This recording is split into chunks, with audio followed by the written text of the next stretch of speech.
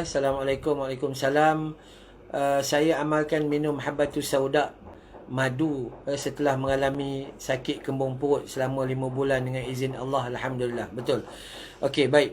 Madu ni dia tak memberi sebarang kesan-kesan lain melainkan kesembuhan. Tapi habbatus sauda dia panas. Habbatus sauda ni dia panas.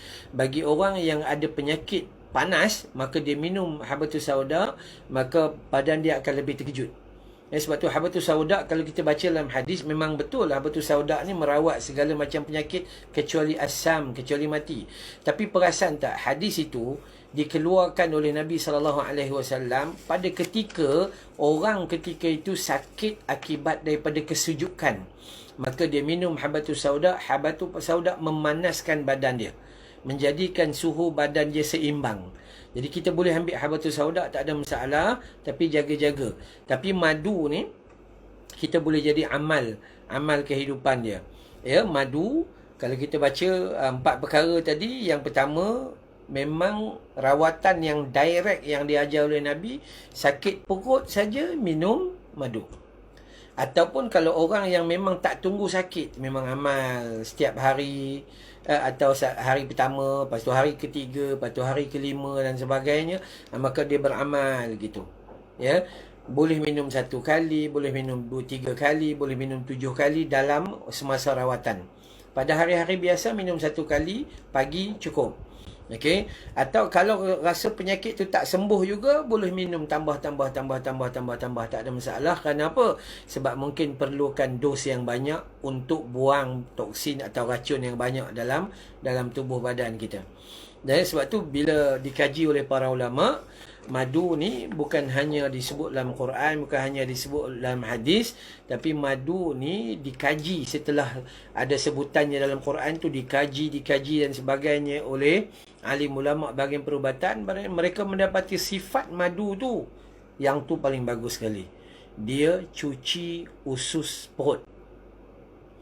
Bila makan sampai dia turun, dia sampai ke usus kecil, kemudian dia sampai di usus besar dan sebagainya, dia proses. Akhirnya, kalaulah sistem penghadaman kita tidak baik, maka makanan itu akan bertukar menjadi racun bila lama tersimpan. Simple, makanan yang kita beli, kita masak, dibiar, dia jadi asam. Apa maksudnya? Dia jadi basi. Dan bila jadi basi, bakteria buruk. Ini lebih kurang yang terjadi. So dalam perut kita pun macam tu juga. Kita tidak boleh membiarkan makanan terlalu lama duduk dalam perut. Dia kena ada sistem pembuangan. Kalau kita dengar ceramah-ceramah kajian tentang perubatan ni, ada orang yang cerdik pandai perubatan ni kata, dia sekurang-kurangnya 1 hari kita kena buang air besar sebanyak 2 kali, iaitu siang sekali, malam sekali. 2 kali barulah proses penghadaman itu dianggap sempurna. Okey, jadi kalau dia susah, maka amalkan minum madu, insya-Allah. Baik. Dan bukan itu sahaja, dikaji oleh ulama berdasarkan bacaan-bacaan kita, rupa-rupanya pembuluh darah juga, madu juga menjadikan proses pengaliran darah menjadi baik.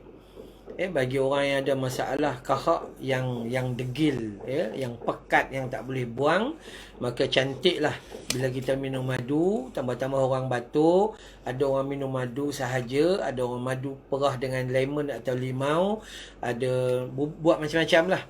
Semua itu kaedah dia janji kena ada madu. Dia melancarkan sistem pembuangan najis. Itu paling penting sekali. Yang ni kena lancar, Dia mesti lepas makan 20 minit, setengah jam, mesti kita nak buang. Jangan simpan. Okey, dia kemudian andai ada keracunan di dalam makanan yang kita makan, maka madu menjadi satu rawatan. Dia menetralkan racun. Kemudian bagi orang demam atau badan yang tak seimbang suhu badannya juga, alhamdulillah, dia kena minum madu. Begitu juga penjagaan kepada pundi kencing dan buah pinggang. Ini asas yang kita nak belajar tentang sakit perut. Sebab tu bila sebut sakit perut je, ubatnya apa yang pertama? Madu. Kenapa? Sebab dia buang benda tak elok dalam perut. Rupa-rupanya sakit lain juga punca daripada perut. Minum madu, dia hilangkan apa yang tak elok kat dalam perut, dan akhir sekali prosesnya yang lain semua akan jadi elok dan kita akan kembali sihat. So itu kalau kita baca dalam beberapa tulisan orang putih, dia bagi tahu, kata kamu adalah apa yang kamu telan atau apa yang kamu makan. Kamu adalah apa yang kamu makan atau kamu telan. Maksudnya gitulah. Jadi kalau kita makan ikut sunnah Nabi, cuma kita ni tak cukup kuat nah.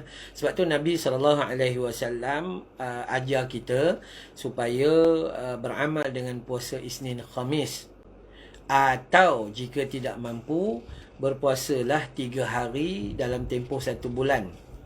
Sama ada puasa tu 13, 14 dengan 15 hari bulan Hijrah, ataupun puasa bila-bila masa sahaja dengan mencukupkan 3 hari dalam tempoh 1 bulan.